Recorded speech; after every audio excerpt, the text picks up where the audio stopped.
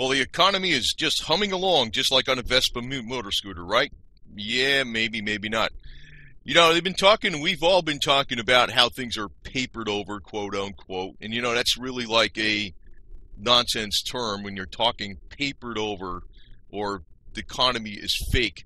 But if you really look at some of the statistics that are real hardcore statistics, well, first off, when you're looking at the equities, for instance, you know, the stock market, you know, okay, we have the PE ratio, and the PE ratio is very high, which means the stock market is it's overbought. People are too heavily invested in the stock market. But if you're not just looking at the price earnings ratios, actually look at the sales revenue, because actually the earnings are increased by a lot of financial shenanigans, which are, you know, stock repurchases and things like that, and mergers. And, you know, how to find out if your boyfriend is the Antichrist. Well, if he works on Wall Street, he probably is. That's probably what it is. If you really want to know where the demons are, they're up there in Wall Street, so everybody knows this, don't they? But, you know, what's coming up, I think, is that I'm going to say it flat out, and, you know, that's the title of this video. MAGA is a psych op. MAGA, you know, Make America Great. Actually, the Trump, you know, phrase or whatever he has, or campaign slogan, Make America Great Again. If you look back to 1980, Ronald Reagan used that same phrase, Make America Great Without Again, you know. So, but what I usually look at is this, and if you look back even during the times of, say, the Vietnam War, you know, a lot of that was not just about making money, but it was also taking the wind out of the sails of the public who were patriotic. Because despite the fact that there were rules of engagement of a war we could have won in a matter of a few weeks probably, we won every single major battle. Despite the rules of engagement, can't shoot there, can't go over there, can't do this, can't do that, you know, whatever. And we won every single major battle. Then we left, and then the North Vietnamese communists took over all of Vietnam, right? And of course, big money traders went right back in there, and you know, the big money powers went right back in there, and they said, you know, after McCain, you know, whitewashed all the POW sightings, and, you know, our hero. Well, I'll just say a Blake thing on McCain, you know. A lot of things, I know some people don't really, maybe they do realize this, maybe they don't, but some of the people that do realize that, you know, McCain wasn't really this big war hero. You know, he collaborated with the enemy and all this type of stuff. But the other side of it is this: just as he was owned by, you know, the people in Illinois, he was owned by people back here. In other words, we can pull the rug out from underneath you anytime we want, and you can go from hero to traitor inside of 24 hours flat if you don't cooperate with us on all these different policies that we have. You know, so he played ball, and so he was a war hero.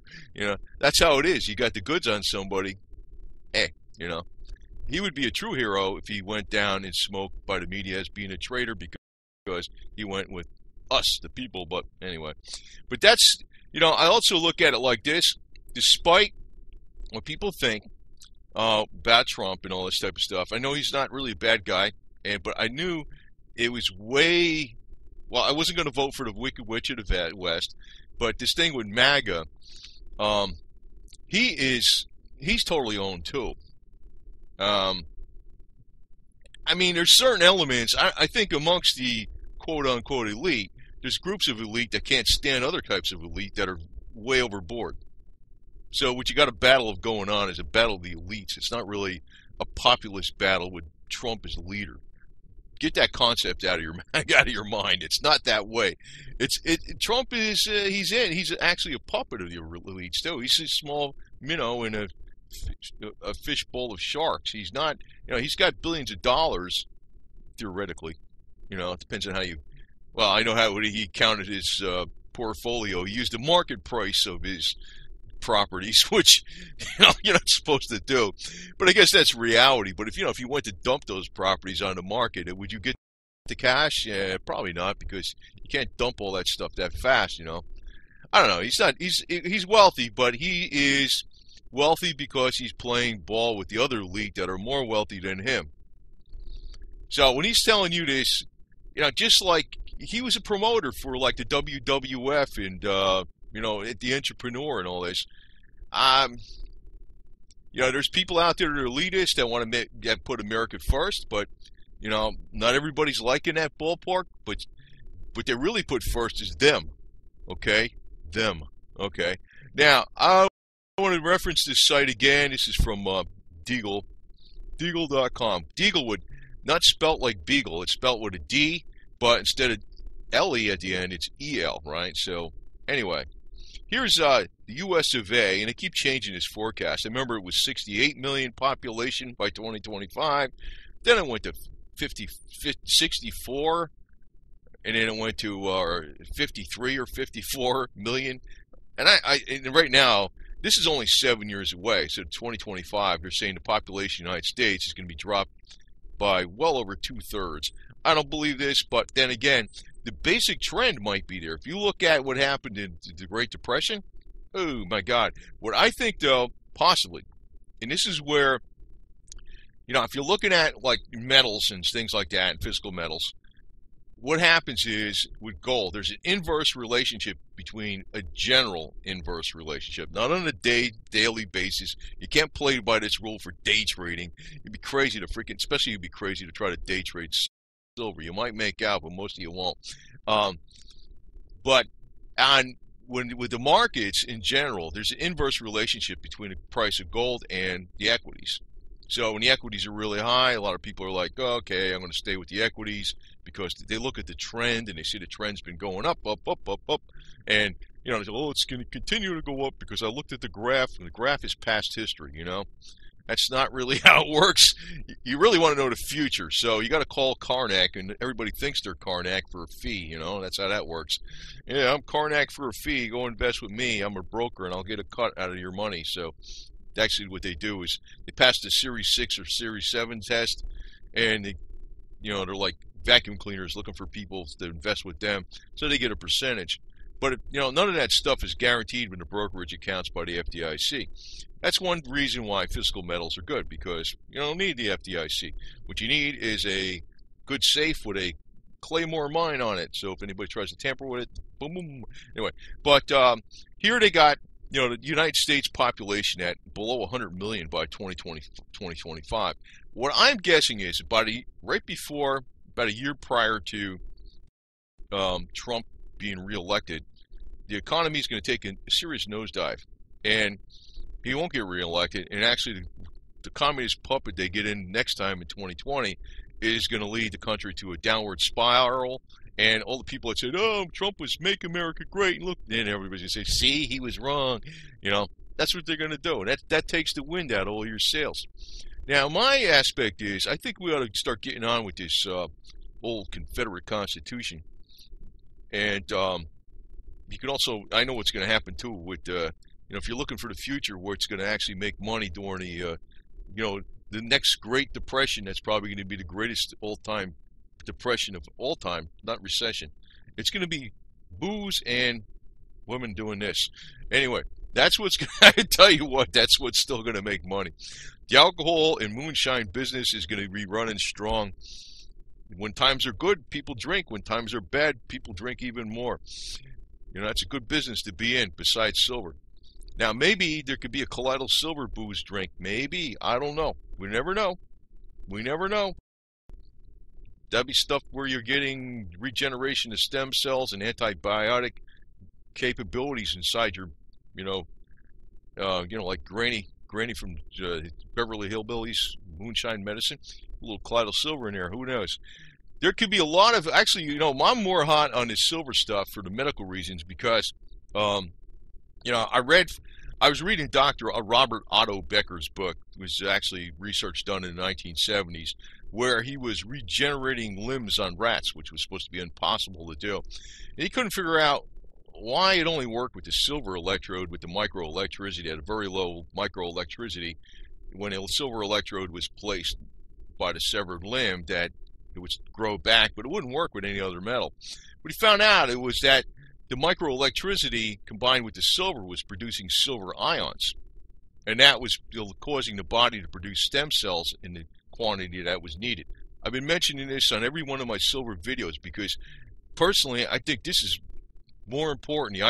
The antimicrobial capabilities for food preservation, also, antimicrobial in the body, and also the fact that, it should have some type of effect on helping the body produce stem cells, which should help with longevity. I'm actually going to go into something else after this with NAD and try to preempt some of the information instead of waiting until the year 2025 or 2020 for things that could actually extend life by decades and actually reverse age people. Because actually, I think the older generation's going to have to live a lot longer for this country to freaking sail through the problems it's going to have, because the younger generation, the millennials, have been so conditioned with, cell phone apps and social media and not doing anything hands-on. They're, I don't know, they're going to be lost, because you can't start a fire with a cell phone app. You can do it on your little screen, but, if you want to cook some food and get some heat, you got to have hands-on. And this is the same thing with the financial shenanigans, because whatever you're looking at electronically or through a paper statement, it may not be there.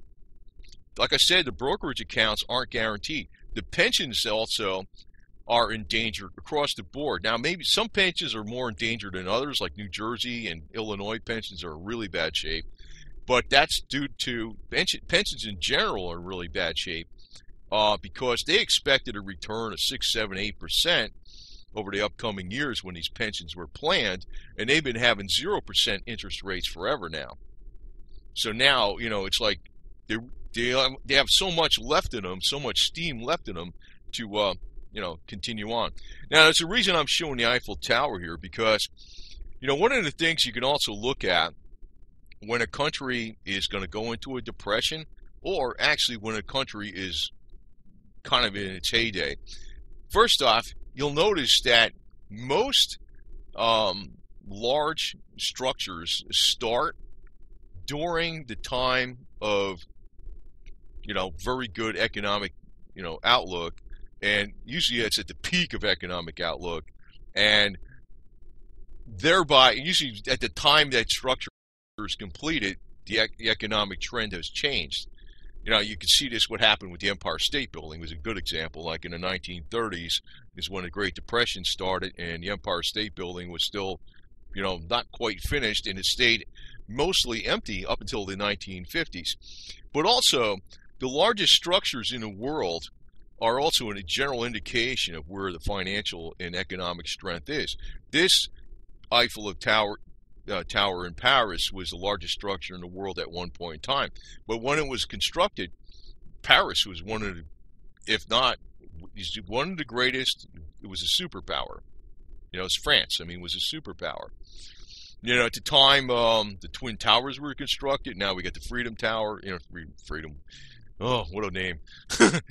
Good misnomer for sure, The elitist tower. The elitist financial tower. But in New York, that's, the height of American power. But, now you're looking in China. China is actually constructing things larger than the United States or Europe ever has. They probably will be the superpower of the future. Maybe. Depends, because, the wild card is always World War III. You never know what's going to happen. But I do know that some people invest in other things. Like this woman invested in silicone, and I'm sure she got the ROI, return on investment. And I know she didn't take a spreadsheet and try to calculate any pro formas and what a return on investment would be through the upcoming years with the silicone investment. But I'm sure, this was being informally calculated in her head, because mischief and cunning seem to be very much female traits. But the reality is, no matter how educated you are, or if you're in finance or not, you still always extrapolate what kind of returns on your investment you're going to get. In the case of these metals, they don't really do anything, but I have to emphasize again that in the case of silver, that's the only precious metal, or actually copper is another one that could do some good for antimicrobial, but it's, it's you really can't drink colloidal copper. Like, maybe you could do a little bit of it, but it could be toxic too much. Silver, I know the blue man. I saw the blue man out there. That was BS story. That guy used silver salts. He used silver ointments on his skin. Then he followed it up with a tanning bed, which the silver ointments would work like a photography machine, just like silver was used in negatives, right? That's how his skin turned blue. I mean, you don't get blue from drinking colloidal silver. That's ridiculous. Actually, the stuff you make with the batteries is a mixture of ionic and colloidal. But it's not just antimicrobial. It's, and I'm not sure, since it's super diluted in the body, I'm not sure how much it's going to help the body regenerate stem cells. But it's been proven that it does regenerate stem cells locally when it's right on an area where there's an injury. And that's why you'll see bandages impregnated with silver are, help wounds heal up a lot better. Not just because it's antimicrobial, but it helps the body restore, restore by producing more stem cells. So, and everybody likes silver, shiny stuff on chrome, and, chrome is not silver, but everybody likes shiny stuff, I think there's argentium silver. Another thing I was surprised at, these people that are brokers and bullion dealers, they don't promote argentium. I think it's argentium silver jewelry. It's actually got a better luster than platinum, way lower price. It's like a sterling silver that has, I think it's argentium in it instead of like the copper mixture. It doesn't tarnish. Even if you're going the ocean, salt water, it doesn't tarnish. It's not an investment type silver. Maybe it is somewhat because it's still jewelry. It's mainly for looks, So, but everybody likes shiny stuff, that's what the deal is. But, with the deal, when it really comes down to it, it's like when people think about silver, it's like, what can I buy with it? Some bottled moonshine and $100 bills. That's what they want. They want oodles of cash. Despite, people saying, it's just paper fiat money. Well, today, right now, as we're speaking in 2018, cash does still buy stuff. The greenbacks, and I always say in Florida, if we ever have a financial crash, instead of having greenbacks, we can issue gatorbacks because we got the big supply of gators. And we can, put the great seal of Florida on the back of the, the hide, and we can issue those for currency from Tallahassee. And we can have our own economy and secede from the great swamp of D.C., District of Corruption. That's one thing we could do, I mean, so you say it's only gatorbacks. Well, at least it's a skin, right? Anyway, but the other side of it is, too, even times of serious economic problems, I think what's going to come back is moonshining, but not necessarily for drinking, but for fuel. This is another, and unfortunately, Florida used to be, believe it or not, even more so than Georgia and Tennessee. In the 50s, Florida used to be the moonshine haven, big time. Way after Prohibition ended in 1933, I think it was.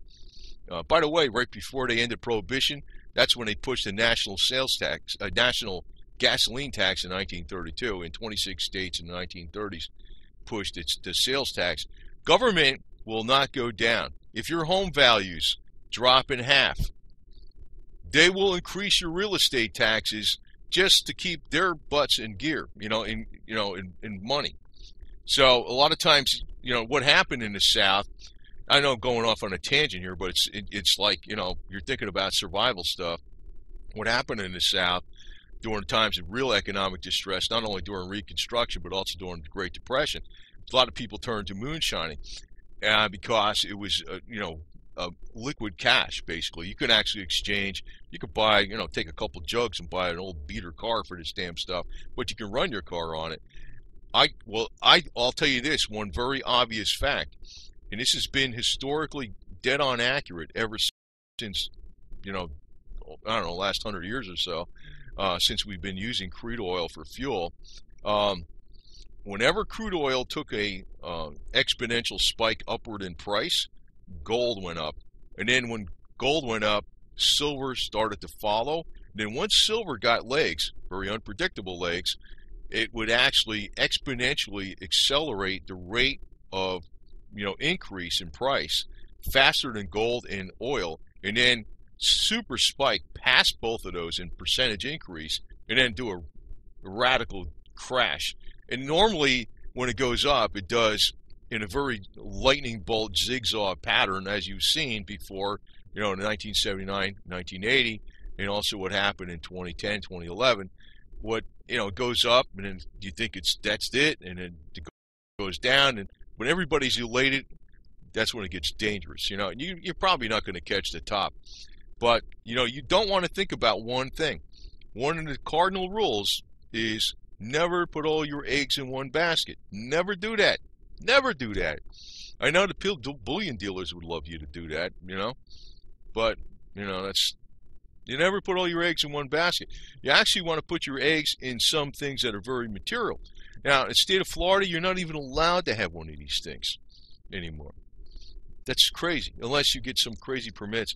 Tennessee, yeah, you can have this. The only laws they got against this is the federal laws, not the. And that's why I might go up there. But anyway, the thing is, if you got that moonshine stuff, another commodity that's going to be worth big bucks because it's all coincides. All commodities go up together generally. When you see oil prices super spike, you're going to need this for your motorcycle, you're going to need this for your tractor, you're going to need that moonshine. And there's other technologies out there that actually can help with this. I put the HHO on a Suzuki SJ413 4x4, 10% better. Not a lot, but pennies add up, right? There's other things out there that are even better than that, what I've done. They get a little more complicated, and I'm not, I just kind of go with the safe route that's cheap, that I know works, for my particular application.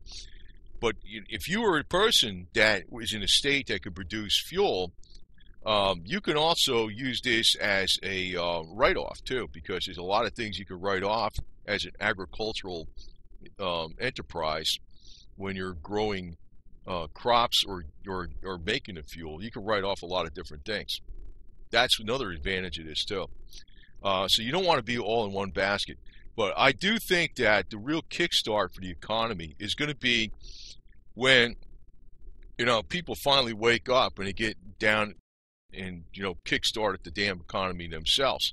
When people start getting out of their head that the government's going to fix everything, and this is one of the things, I don't really personally dislike Trump or anything like that, but I don't like the concept whereby people elect a person that this person is going to save the economy, save the nation.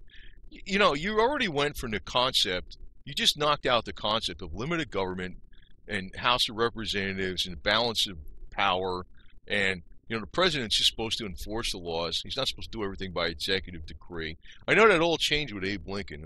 I know that, unfortunately. But you say Trump's a great guy. Say he's 100% perfect, right? I think he's way better than anybody we had in like 50, 60 years, probably. That's for sure. But say he's absolutely perfect. All you got to do is get somebody in there. If that office has that kind of power, you know what it's going to mean. All you got to do is get somebody in there that's the opposite of him, and they'll undo it. And so what do you got then? You got, that's fascism when you're freaking talking about the leaders got to control the economy and save the nation. That's what that is. I mean, why are people freaking thinking like this? I don't like that concept. It's not like I'm against Trump. I'm against that concept where you got to have one guy fix everything. It's crazy. It's like having some one guy and go along and kickstarting all these bikes. No, all the people got to kickstart them themselves. I'm motivated to kickstart a bike right now, to tell you the truth. Anyway. And also, you got to remember this. New York City has always been the home of the carpetbaggers. The first carpetbaggers arrived on Manhattan Island, and they said to these Native American peoples are there, we got some beads, we want to buy this land. Now that land's worth like, $1 billion a square foot. So that's basically what happens. They're scam artists. And the reason is they succeed is because people don't think past their nose. And also people start getting afraid to say things. Now, obviously, I can't say too much on here because I can say a lot more. But, I got limits, I got limits. This is, YouTube is pretty good. They're better than Facebook, I can tell you that right now. I don't like this Mark Zuckerberg dude, man. It's kind of yo-yo. I don't even know what the hell people do on Facebook. What do they do? What do they do? I mean, at least on YouTube, I tell you the truth, what I've been watching lately on YouTube is Tatro Machine Shop. He's like machining up all these parts for the Harleys and all these different old ones and stuff. He makes stuff, man. You know, people like that. If we had people like that, everybody was like that, and they had a machine shop in their house, you'd never be buying a new car or bike, or any new car manufacturing would go down. Yeah, I need a part for my F-150 pickup truck. Yeah, I'll just machine this out and put a new bearing in a water pump, a new seal myself, and save myself $100. Anyway, you know what I mean. And I think that's one of the problems. People are, boy, I know everybody's like, yeah, here's my cell phone app. They walk into a store, they walk into Lowe's, or Home Depot, and they get out their cell phone, they try to find something instead of going down the aisle. The only thing I use my cell phone for is to talk on. It's it. Or, do a video once in a while. That's about it. I'm old school. But I do think that MAGA is a psych op. And, everybody's like jumping, everybody gets behind Trump, MAGA, MAGA, MAGA.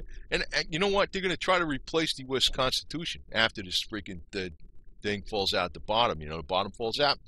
What I think they ought to replace it with, they ought to look at a lot of the aspects of the CSA Constitution, except for the one the major media always advertises all the time. Not that one aspect. I won't even talk about it. But, the one about, limits on federal spending. No infrastructure spending beyond except in these one areas. No omnibus bills. Line item veto was granted to the president. That's in the CSA, Confederate States Constitution. All appropriation bills will be clearly stated in the title and also in the body of the language of the bill what the spending is going to be on. It's not going to be any unclear, we just want to do this and improve the city or improve the lands. None of that type of stuff. It also had impeachment of federal judges if they were doing things against the state, whereby 2/3 of each body of the state legislature could impeach a federal judge that was trying to operate in their state, which gave a lot more power to the states right there. Also, way before the 22nd Amendment, I think it was, that put two-term limits on the what do you call it? The president, because FDR was, socialist communist president. FDR was president for 4 years, four terms. And it was just a precedent they did two terms. George Washington started that precedent. Well, the Constitution was changed by the 22nd Amendment to limit the president to 2 terms. Now, with the CSA Constitution, this was like that happened. Was it in the late 40s or 50s, early 50s? Well, with the CSA Constitution in 1861, whenever it was adopted, that the president was going to have 1 term limit of 6 years. This way, he had enough time to do what he needed to do, and there was not going to be any re-election for 6 years. And of course, the biggest thing, which really limited the president, was the spending. So you didn't have as much power. Abe Lincoln just freaking was a total dictator. And that's why, people today are taking up various sides and entrenchments, and they're trying to, force their will on everybody else. That's not what the USA is about. The USA is about do what the hell you want. Pretty much what the hell you want, as long as you're not harming anybody else and violating their rights. That's what the USA is about. That's why, you're getting into this, diametrically opposed opposition factions that are constantly getting involved in politics and all this garbage. That's a bunch of garbage. But I'm going to tell you this, though. I do think they're going to pull the rug out from under the economy. And, the brokerage accounts aren't safe. But why I told you? Because they're not guaranteed by the FDIC, which they can't guarantee even the savings accounts, for crying out loud. They don't have enough to do that. And the brokers are in there collecting fees off this stuff, and they're just going to be like vaporware when everything goes down. They're going to take off. The people in J.P. Morgan, the officers and stuff, high ups, they know. They've probably got land out there in Montana. They're going to be out there and be gone if they see any real problems. Actually, people in J.P. Morgan Chase are actually predicting that there's going to be a lot of civil unrest. Because, first off, maybe the payments from the government for food assistance is going to be continuing, but the dollar's not going to be worth as much, because actually when commodities go up, food prices go up, so you can buy your food. Money that you get for assistance from the government is going to pay for less food that you can actually receive. And also you can coincide this with the forecasted mini ice age, which is going to curtail crops, crop production. Actually, Florida's in a great position to financially benefit for this, but the problem is, they got to take these damn golf courses and start turning them back into farms. Then it'd be okay. Then you'd have a lot of money because agriculture is actually where it's at. That's one thing I don't really know anything about, though, because I'm from New Jersey. I mean, I've been out of New Jersey since 1982, but I'm from New Jersey, near New York City, and I might know some mechanical stuff, but I don't know nothing about growing crops. That's one thing. I do know about the Lukowski coil that can help the trees grow stronger. That's something a lot of farmers don't know, but I really don't know nothing. I mean, I could probably fix the tractors, no problem. Put up fences. I don't really know much. If I got into the agricultural business, I'd probably get into the moonshining business and, up in Tennessee, but for fuel, not for drinking. Because I think that's going to be one very precious commodity. Unfortunately, I mean, I would like to see just silver go up and everything stay the same price, but that's not how it's going to work. Not in the least. You're going to have problems with heating oil going way the hell up, electricity prices going up, gasoline is going to go up, which is going to affect the transportation of all goods throughout the country, and energy prices are going to go up, which is going to affect not just the transportation of goods throughout the country, but the transportation of goods to and from different countries, and also the production of goods and service, and not necessarily services, depends on the service, but the production of goods because it requires energy. And also, food products, agriculture is a very, very, very energy-intensive business. It was interesting that back in 1932, after they forced everybody off of producing their own alcohol, which the farmers did, which they could run their tractors on, they implemented a gasoline tax in 1932, and it doubled in short time order, and then quadrupled, and it's way the hell up there. Most of your gas products can be way the hell down there. I mean, I don't even know why. With all the gasoline tax we have, we're paying today. All the roadways and bridges in the United States should be, in perfect condition, which they're not. We have a lot of infrastructure problems, but probably, I can almost surmise that everything is just rife with corruption and overloaded with bureaucracy, whereas you're actually using very little of that gasoline tax for its purported purpose, So, but reality is, if you can make this stuff yourself and it can heat your home or it can run your car or tractor, I think this is going to be another popular endeavor. But as far as, silver's going to go way the hell up, but, I really look at silver more for health benefits than anything. And I want to also mention here at the very end, I've been talking about palladium on videos way back when. People say, hey, it's garbage. Well, it's going to go up much higher than gold eventually. And the reason being, tensions with Russia, which will be unavoidable because the real elite and the real power who really own Trump want tensions with Russia. They want to break Russia apart, and they want to grab all the resources and the nuclear warheads and have the United States and the UN, or actually the UN with the United States as a global world power, take over Russia. And Putin's not going to do that. I can tell you that right now. So, anyway, over and out. A lot of bad stuff's coming up, and don't be psyched out. I'm telling you, just warning you, don't be psyched out when the economy comes down and MAGA and everybody's reporting, look at the GDP, it says this high, no, it's because of Trump and that unemployment. It's going to go full steam the other way. That's how they got rid of H.W. Bush. Remember H.W. Bush after Desert Storm 1991? He had over a 90% popularity rating, and he lost the election to some Bill Clinton guy. How'd he do that? The economy. They're gonna really pull the rug out from underneath Trump. Guarantee you, man. And you know what? He probably knows it. But he got what he got. He's president, man. I mean, he's not a really, really bad guy, but anybody with that kind of money is all about number one. That's what always gets me. Oh, you people don't understand. Anybody with that kind of money, they're about number one, man. They're number one. He's not as bad as the other guys. No way. Okay, I understand that.